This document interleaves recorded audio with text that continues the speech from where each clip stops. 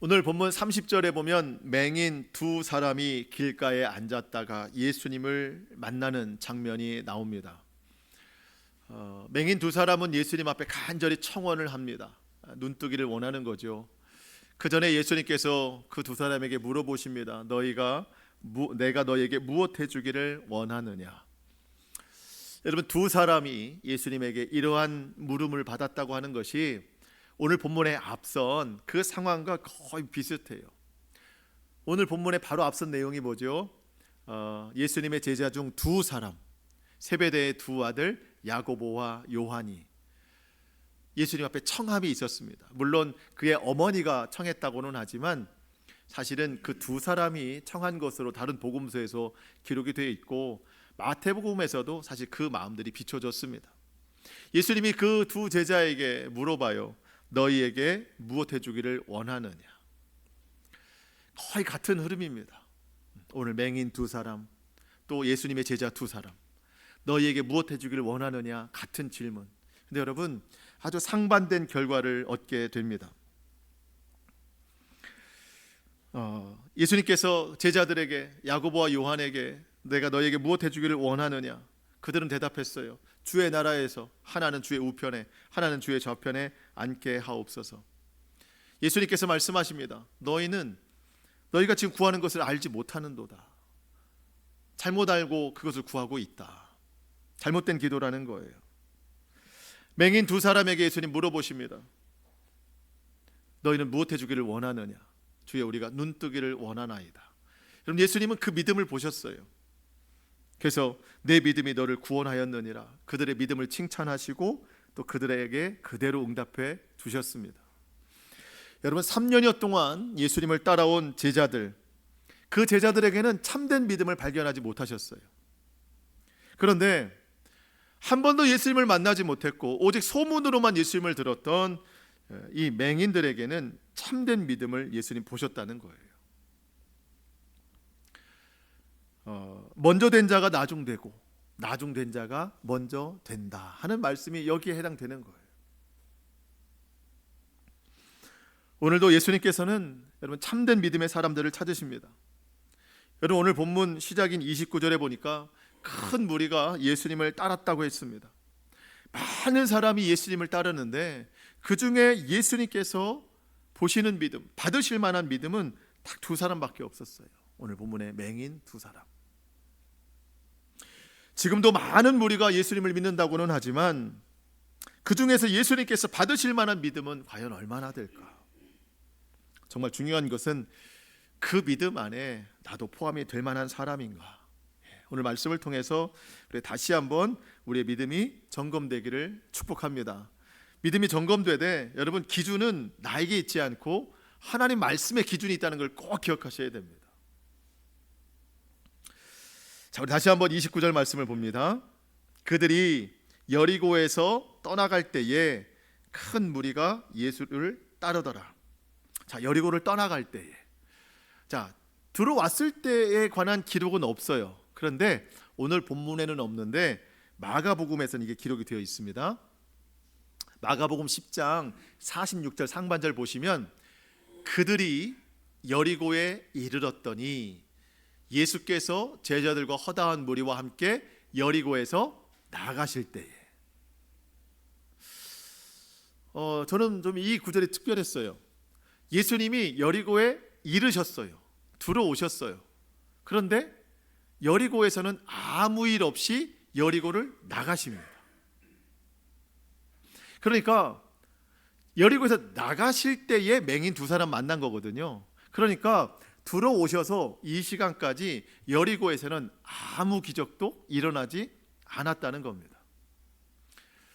여러분, 맹인 두 사람이 예수님에 대해서 소문을 들었다면 여리고 지역에도 예수님에 관한 소문이 많이 나타났다는 것이죠. 그러니까 사람들이, 여리고 사람들도 예수님에 대해서 안다는 거예요. 그분에 대한 소문을 들었다는 거예요. 근데 아무도 예수님을 믿고 따르고 찾은 사람이 없어요. 그렇기 때문에 여리고에서는 아무런 기적도 나타나지 않습니다. 맹인 두 사람이 찾아오기 전까지는.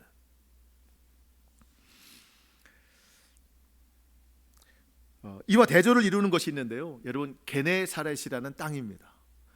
게네사렛 땅에 예수님 가시자마자 온 동네에 큰 소동이 일어났어요.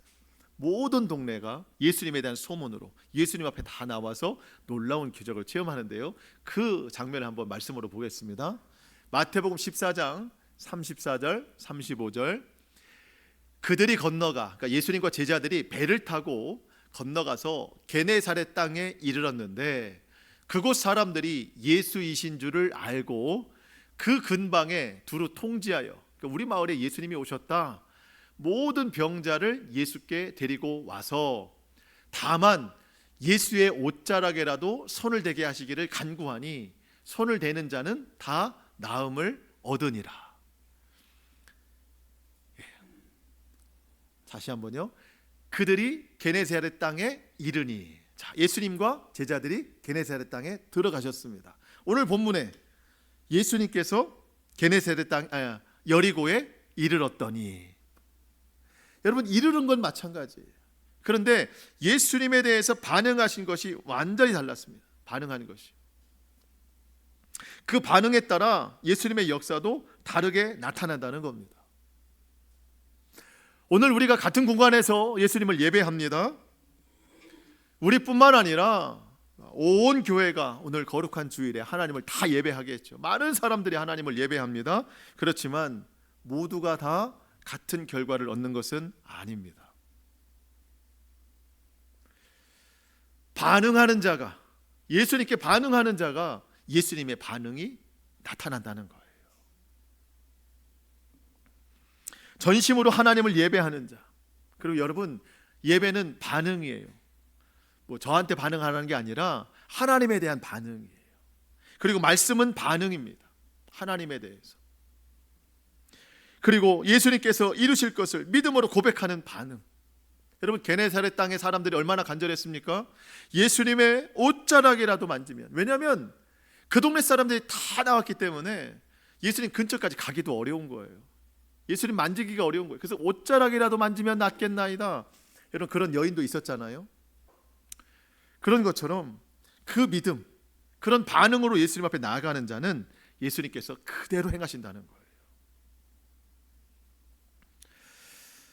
우리가 같이 하나님을 예배한다고 해서 똑같은 결과가 나오는 것은 아닙니다. 여러분, 저와 여러분이 예수님께 반응하는 그런 예배 될 수 있기를 축복합니다. 말씀에 반응하고 또 믿음에 반응하고, 그래서 우리의 그 믿음 가운데, 우리가 반응하는 그 모습 가운데 예수님이 게네사렛 땅에서 역사하신 것처럼 그런 놀라운 반응의 역사가 저와 여러분의 또 가정에 충만하게 나타나실 수 있기를 축원합니다. 그래도 좀 다행인 게 예수님이 여리고를 떠나가시기 바로 전에 두 사람이 반응한 거예요. 오늘 본문에 나오는 맹인 두 사람. 30절 말씀입니다. 맹인 두 사람이 길가에 앉았다가 예수께서 지나가신다 함을 듣고 소리질러 이르되 주여 우리를 불쌍히 여기소서 다윗의 자손이여 하니. 자, 오늘 두 명이라고 그랬어요. 다른 복음서에서는 한 명으로 기록되고 그 한 명의 이름도 우리가 익숙하게 잘 아는데 디메오의 아들인 바디메오다. 마가복음에서는 그렇게 기록합니다. 그러니까 이 두 사람 중에 한 사람이 바디메오다. 근데 여러분, 우리가 바디메오라고 이제 익숙한 이름이 있는데 사실 그것은 그 사람의 이름이 아닙니다. 디메오의 아들이란 뜻이에요. 바디메오. 예수님께서 베드로를 칭찬하실 때 바요나 시모나 이렇게 말씀하셨잖아요.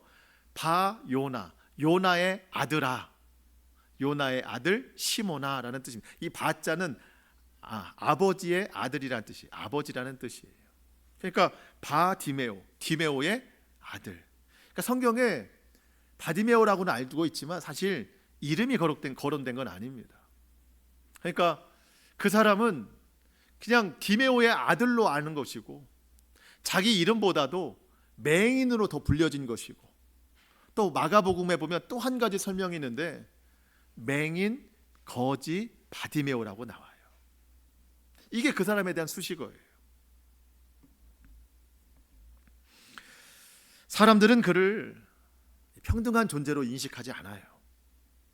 그래서 그가 예수님께 막 소리 지를 때에 우리를 불쌍히 여기소서 다윗의 자손이여 그렇게 소리 지를 때 그들을 막 꾸짖어서 잠잠하라고 명령했습니다. 31절 말씀입니다. 무리가 꾸짖어 잠잠하라 하되 더욱 소리질러 이르되 주여 우리를 불쌍히 여기소서 다윗의 자손이여 하는지라. 자, 여러분, 맹인 두 사람을 꾸짖는 이 무리 중에 예수님의 제자들이 있었을까요? 없었을까요? 있었습니다. 만약에 꾸짖는 이 무리들 중에 예수님의 제자가 있었는데 만약에 제자들은 꾸짖지 않았다면 아마 꾸짖는 사람들을 말렸을 겁니다. 예수님의 마음으로. 그런데 성경에는 그런 기사가 없어요. 자, 여러분, 그런데 너무 안타까운 게 뭐예요? 지금 여리고로 들어오기 바로 전에 이 제자들은 예수님으로부터 어떤 교훈을 받았나요? 섬김에 대한 교훈을 받았어요. 인자가 온 것은 섬김을 받으려 함이 아니라 도리어 섬기러 왔다. 여러분, 한번 좀 말씀 바로 위를 좀 보실까요? 26절로 28절. 너희 중에는 그렇지 않아야 하나니, 너희는 세상과 달라야 된다는 것이죠. 너희 중에 누구든지 크고자 하는 자는 너희를 섬기는 자가 되고, 너희 중에 누구든지 으뜸이 되고자 하는 자는 너희의 종이 되어야 하리라. 인자가 온 것은 섬김을 받으려 함이 아니라 도리어 섬기려 하고 자기 목숨을 많은 사람의 대속물로 주려 함이니라. 너희는 그렇지 않아야 된다. 여러분, 많은 사람들이 이 맹인 두 사람을 꾸짖어도 제자들은 그러면 안 됩니다. 예수님으로부터 이 섬기는 자가 되어야 된다. 이 말을 듣고 나서 바로 여리고로 들어온 거예요. 말씀을 들은 지 얼마 안 된 거예요. 그런데 말씀은 없고 여전히 그 마음속에 성공에 대한 욕심만 있어요. 여러분, 왜 이 두 맹인을 꾸짖을까요? 지금 제자들 마음에도 예수님이 속히 예루살렘 가셔서 거기서 이스라엘의 왕이 되셔서 여전히 그 마음이에요. 하나는 우편에 하나는 좌편에 앉아야 되는데 지금 빨리 예수님 가셔서 우리의 성공을 이루어야 되는데 맹인 두 사람이 예수님을 막고 서 있다는 겁니다. 지체하고 있다는 거예요.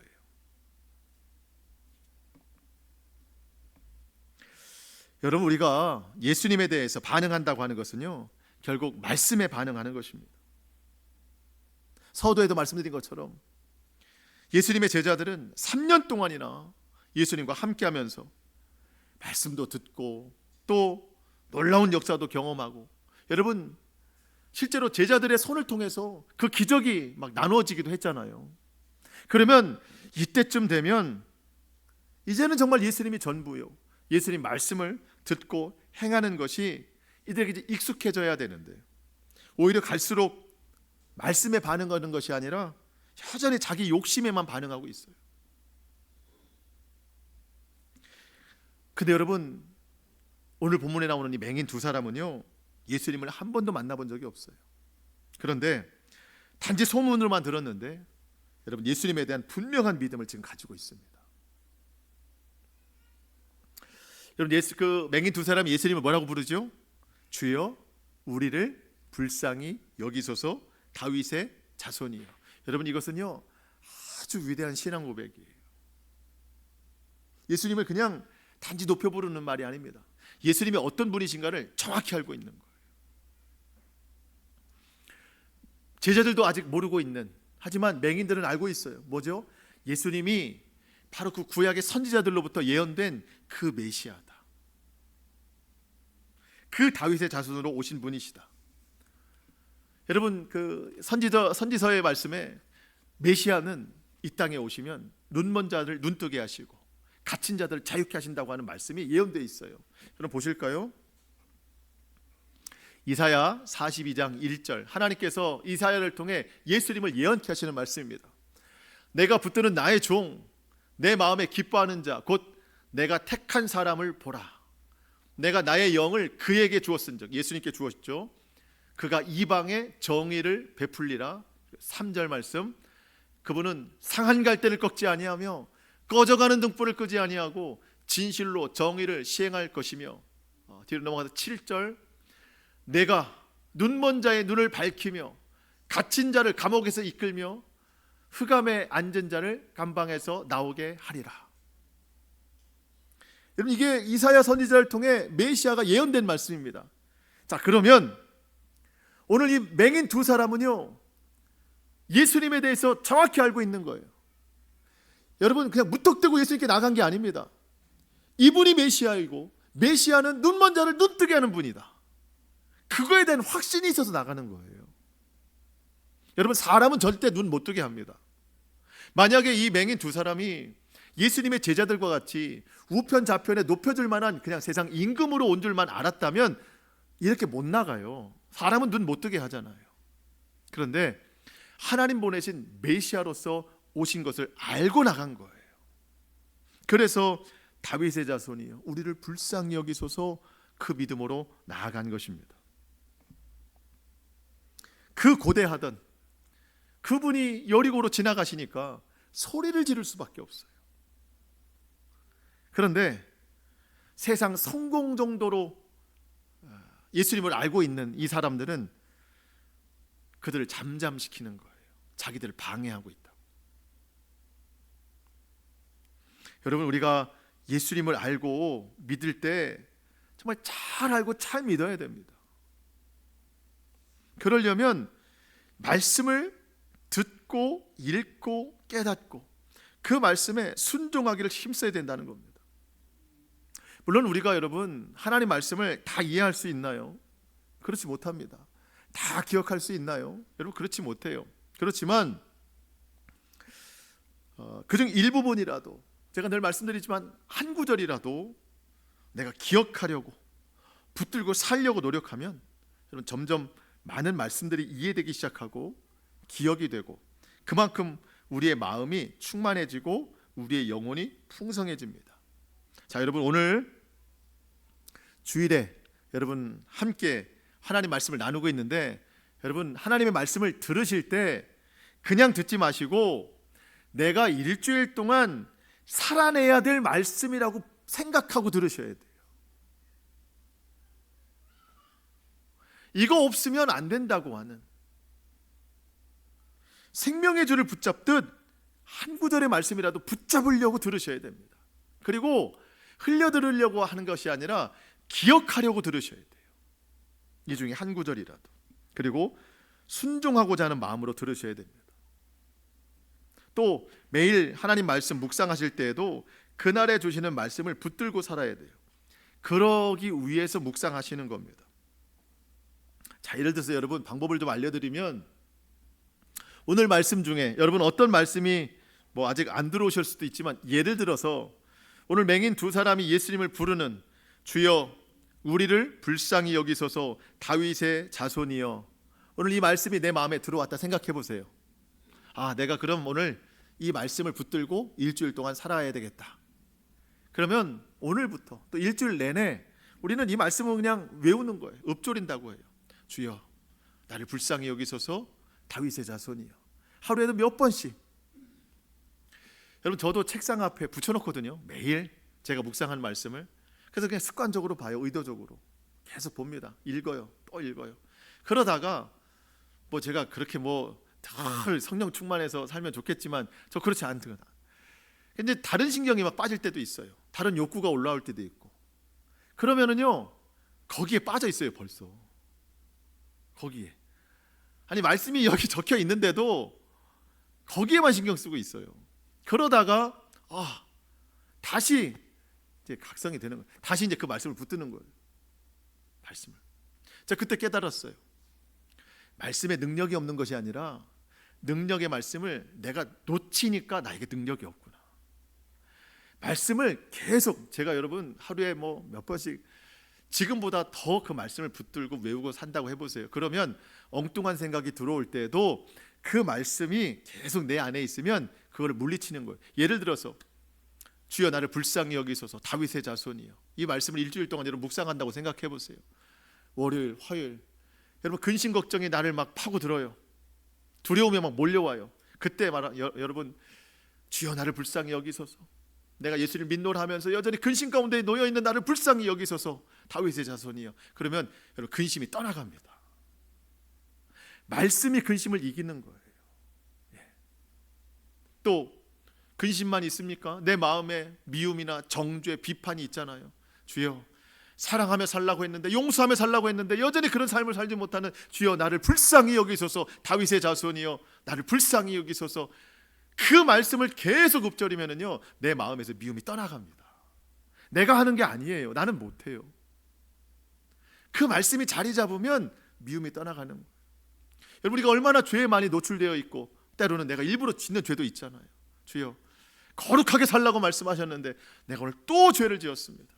주여, 나를 불쌍히 여기소서. 또 죄 가운데 놓이는 나를 불쌍히 여기소서. 나를 성령 충만케 하옵소서. 나를 거룩하게 하옵소서. 다윗의 자손이여. 이 말씀을 계속 붙들고 살면 결국은 말씀이 죄를 이겨낸다고 믿습니다. 여러분, 죄 지을 때 말씀 붙들고 죄 짓진 않잖아요. 말씀이 없으니까 죄를 짓는 거예요. 거기에 더 가까운 것이죠. 제 경우도 보니까 그렇더라고요. 그러니까 여러분, 말씀은 성령의 검이에요. 그러니까 이 말씀을 계속 붙드는 훈련을 해야 됩니다. 여러분, 제자들 3년 동안이나 말씀 붙들었어요. 말씀 들었어요. 근데 바로 전에 섬기라는 말씀까지도 들었는데 아무것도 남지 않았잖아요. 왜? 거기에 중심을 두지 않으니까 그래요. 그런데 맹인 두 사람은 선지자의 말씀을 지금까지도 붙들고 있으니까 그 예수님 오셨을 때 그 말씀이 이루어지는 거죠. 저도 매일 훈련합니다. 안 돼요. 잘 안 돼요. 그래도 훈련하는 거예요. 왜? 이 길이 맞는 길이기 때문에. 여러분, 우리가 믿음 생활을 한다는 게 뭐겠어요? 그냥 한 해 한 해 가는 게 믿음 생활이 아닙니다. 실제적으로 우리가 그걸 붙들고 살아야 되는 겁니다.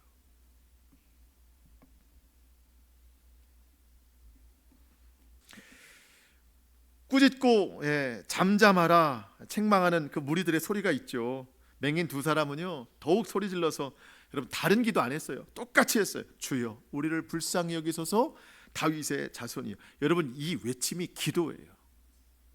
여러분, 결국 말씀이 기도입니다. 기도. 여러분, 기도하기가 어렵다고 하시는 분들 계세요. 그때는 여러분, 여러 가지 기도의 방법들이 있습니다. 제가 어떤 책을 보니까 그 중에 하나가 그거예요. 말씀으로 기도하라. 여러분, 누구랑 대화할 때 대화가 잘 안 되는 사람이 있어요. 근데 누군가 앞에서 물어봐주면 대답은 할 수 있잖아요.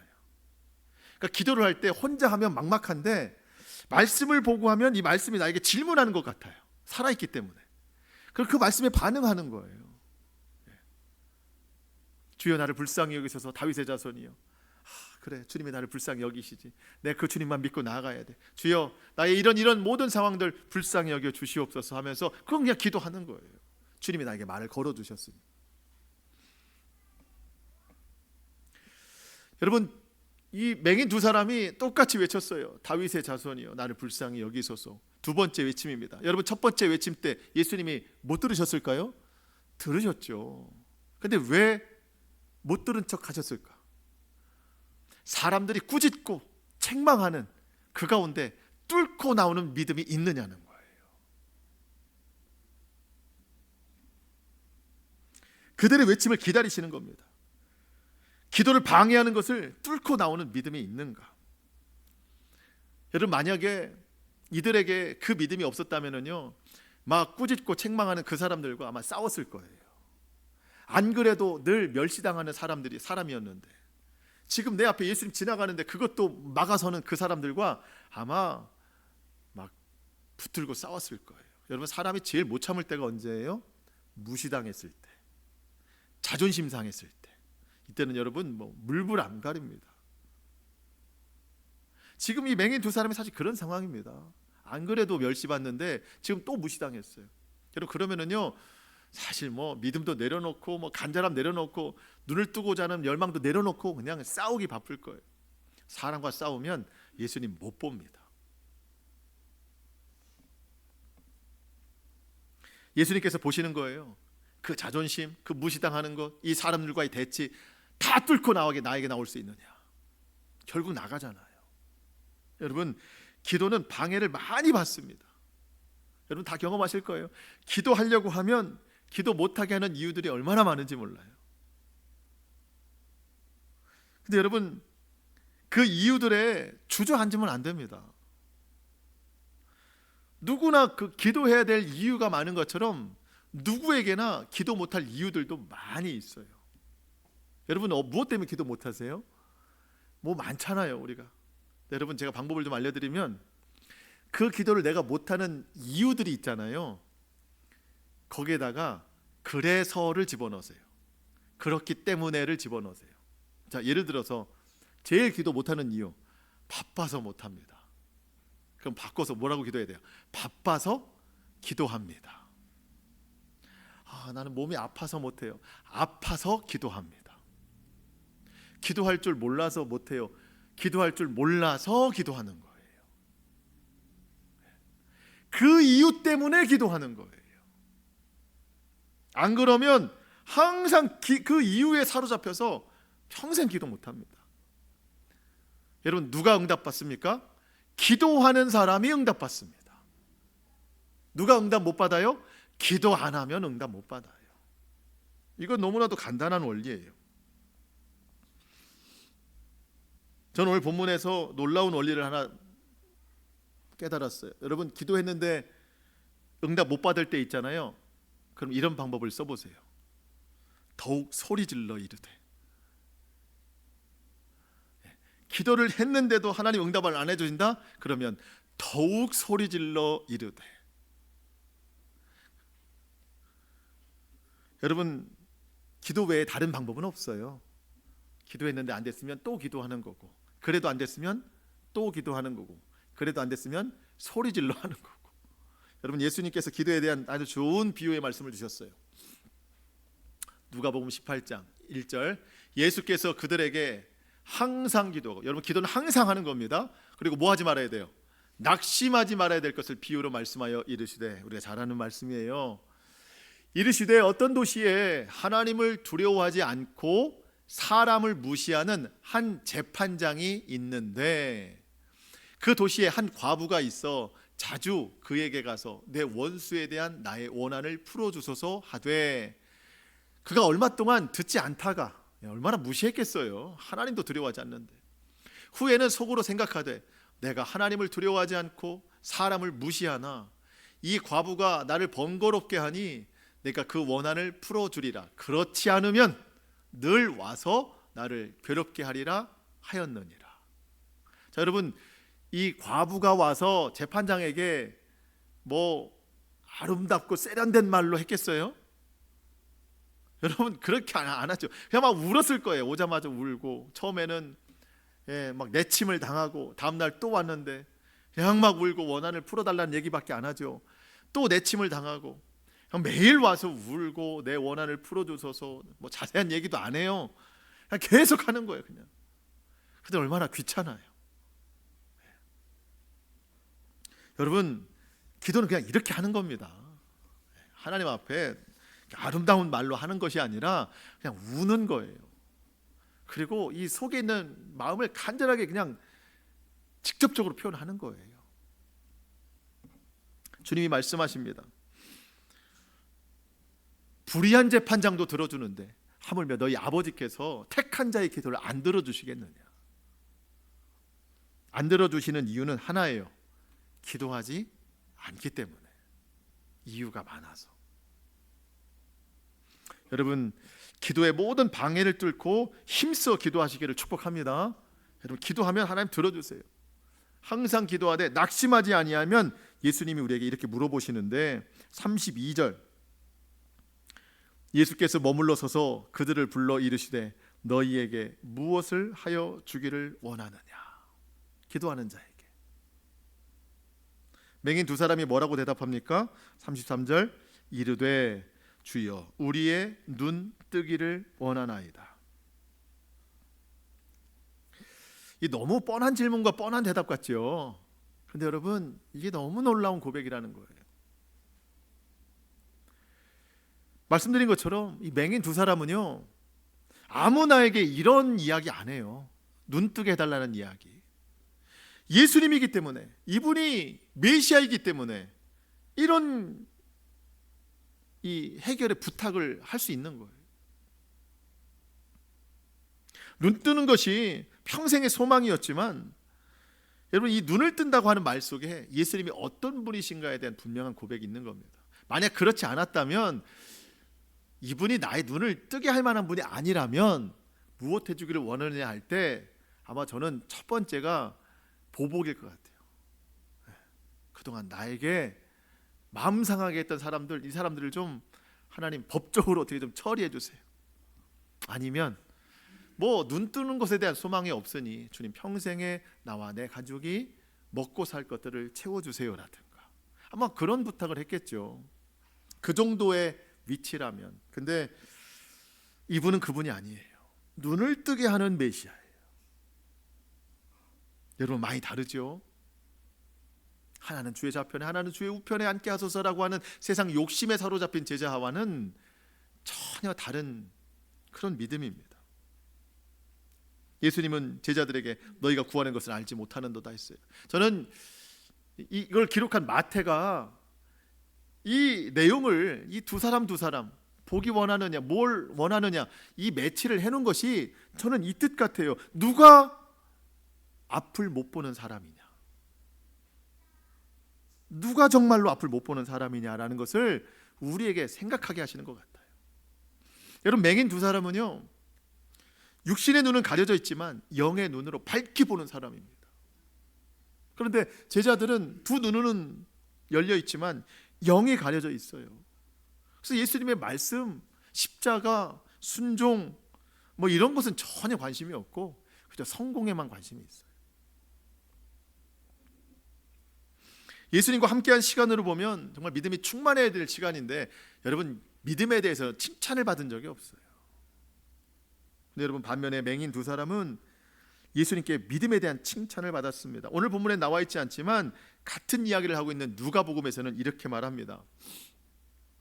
누가복음 18장 41절 이하, 내게 무엇을 하여 주기를 원하느냐 이르되 주여 보기를 원하나이다.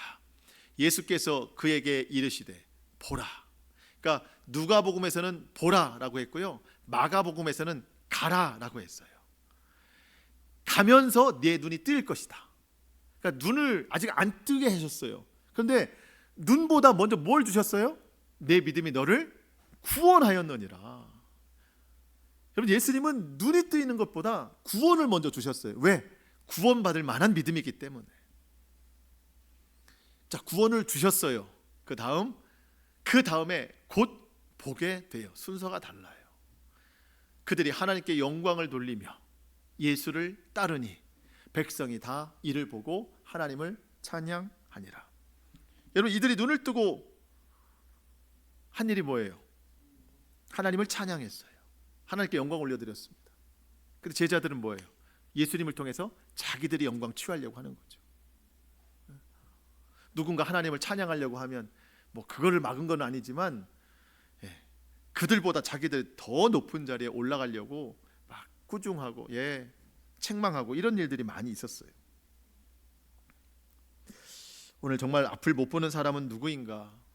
나는 얼마나 영적으로 눈이 깨어 있는 사람인가? 우리의 믿음을 잘 생각해 봐야 되겠습니다. 자, 오늘 본문 마지막 34절입니다. 예수께서 불쌍히 여기사 그들의 눈을 만지시니 곧 보게 되어 그들이 예수를 따르니라. 예수님을 따랐어요, 두 사람이. 여러분, 오늘 본문 그 34절 바로 뒤에 21장 보면은 예수님 어디에 들어가신대요? 이제 예루살렘에 들어가시는 거예요, 십자가를 지시러. 여러분, 예수님이 이제 고난의 길을 가시는데 12제자를 보니까 사실 한숨만 나와요, 아직. 그런데 12제자 말고 다른 두 제자를 얻었어요. 맹인 두 사람. 힘이 나요, 예수님이. 이 제자들과 함께 가려고 하니까. 여러분, 이 사람이 왜 그 예수의 길을 따를까요? 제자로 살아가는 것이 가장 복된 길이라는 것을 알거든요. 그런데 그 가장 복된 길을 이미 살고 있는 12제자는 그게 복인 줄 모르고 다른 길을 또 찾아가려고 하잖아요. 우편 좌편 길을, 성공의 길을 따릅니다. 여러분, 우리에게 있어서 가장 좋은 길은 생명의 길입니다. 생명의 길. 아무리 좋고 풍요롭고 화려하고 다 좋아도 생명 없으면 거긴 죽음이에요. 그런데 불편하고 좁고 어려워도 생명이 거기에 있으면 그게 가장 아름다운 길입니다. 자, 우리 마지막으로 마태복음 7장 13절 14절입니다. 같이 읽겠습니다. 시작. 좁은 문으로 들어가라. 멸망으로 인도하는 문은 크고 그 길이 넓어 그리로 들어가는 자가 많고 생명으로 인도하는 문은 좁고 길이 협착하여 찾는 자가 적음이라. 아멘. 여러분, 그 넓은 길이 있고 좁은 길이 있어요. 편한 길이 있고 불편한 길, 협착한 길이 있습니다. 여러분, 믿음은 선택이에요. 여러분, 이것은 세상과 교회만을 이야기하는 게 아닙니다. 예수를 믿는 사람에게 해당되는 거예요. 예수를 믿는 사람도 믿으면서 넓은 길 가려고 하는 사람이 있어요. 믿으면서 편한 길 가려고 하는 사람이 있어요. 오늘 본문에 나오는 29절에 나왔던 많은 무리, 이들은 지금 예수님과 함께 가면서도 넓은 길, 편한 길 가려고 하는 거예요. 영광의 길 가려고 하는 거예요. 그런데 맹인 두 사람은 지금까지도 좁은 길 왔고 고침받고 구원받아서 이제 또 좁은 길 가려고 선택한 거예요.